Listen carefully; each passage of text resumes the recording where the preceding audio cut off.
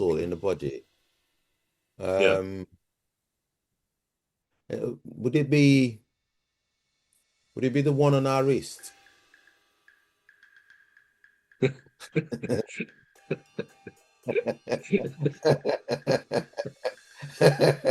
Don't make me laugh.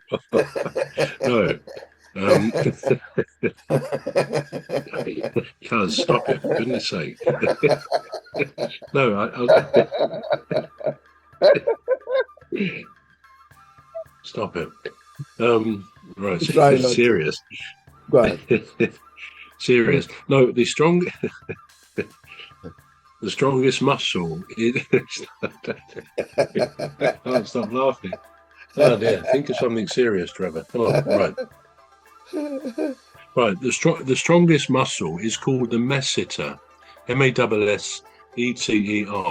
and that's in the lower jaw for rating, and it's strong because it has to raise the jaw basically to eat. Not Oh, yeah. and when we speak, but when you think what we chew and we use our no, can't think of the word, but our gnawing teeth when we get some meat or whatever, it's a Yeah. very powerful muscle situated in the lower jaw. All So right. it's not the tongue, though the tongue must come a very close second, I imagine. So yes, and then the last of these, true or false. You know that the Fahrenheit scale and the Celsius or centigrade scale are very different numbers to the same things. Do you know what the freezing point of water is for Fahrenheit at all? Any idea? Fahrenheit. Um, Yeah. is it zero? No, that's Celsius. That's it, or All centigrade right. at So zero. Celsius is zero. All right. Fahrenheit is minus 32. Okay, it's always that different. Oh, So the boiling point. I've got a question coming in this, so pay attention.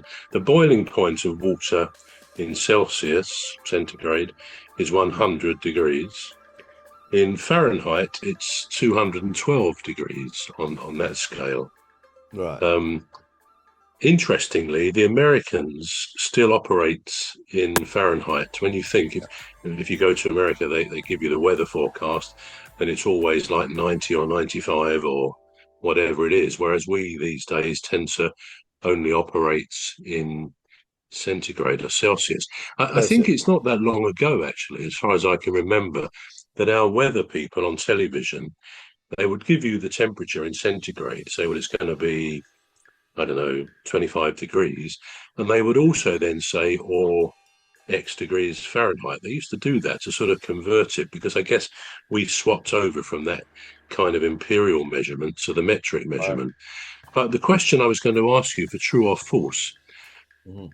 and think about this, give different scales, minus 40 degrees Fahrenheit, Mhm. which is pretty cold, is the same as minus 40 degrees centigrade. In other words, on their respective scales, minus 40 is the same, intersects there. Is that true or false?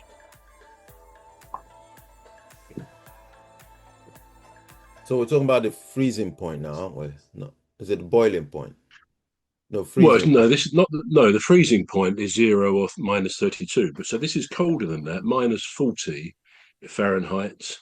So it's colder than that, minus 32 or minus 40 centigrade. So in both cases, if you looked at Mhm. the scale, it would be minus 40. The question is, are they at this? Is that the same temperature, the actual temperature for both scales?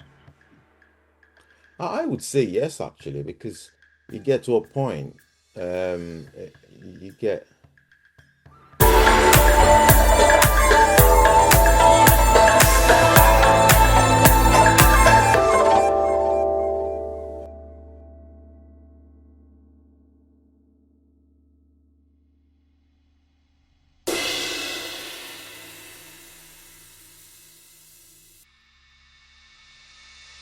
Because you get to a point, you get, um, yeah, I would say true.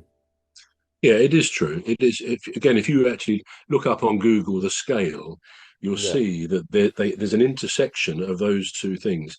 And just on a slightly different point, one thing I've always remembered for some reason on the respective scales when they were used to sort of operate in both in a way, that Yeah. when it's 16 degrees centigrade, it's 61 degrees Fahrenheit. In other words, you reverse the numbers. 16 becomes 61. So they match.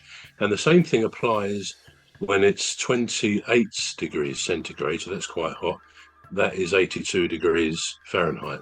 So 28, 82, 16, 61, but minus 40 is, as I say, an intersection point on those. So that's another piece of useless information for you there, Cuz, which you'll probably never, ever again need in your whole life. But hey, who's worried about that? So before we go on to what is this thing we call love, Yeah.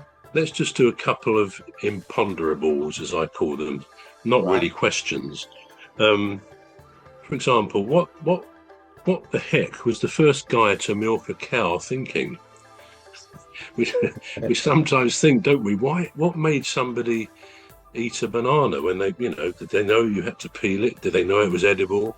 There's always a first time for things, isn't there? When you think what milking a cow on its udders involves, somebody actually thought, I know, let's go and squeeze those udders and see if anything comes out. So that's always a bit of a strange one. How do bald people know when they've reached the point? How do they know at what point to stop washing their face? If you see what I mean. You have to be careful with this one. Well, you're not bald, are you? I can see you're Not not yet. bald. Not yet. I'm But getting but there. Yeah. but if a bald person is washing their face, I suppose they probably would want to wash the top of their head as well, because that gets dirty too, maybe. But that's just an interesting one. And the last one of those, silly one really. Why do noses run but feet smell? Well, that's a strange one, isn't it? Okay. Now we're sort of moving towards what is love, but a couple of things sort of related. First question: am I the best version of myself? Now that's a question I'm asking you as well. Could we say, am I the best version of Trevor Gear? Are you the Yeah. best version of Cuz? And what do you Hmm. think? Do you think you're the best version of yourself? That's a very good question because, you know, I don't think I'm the best version of myself.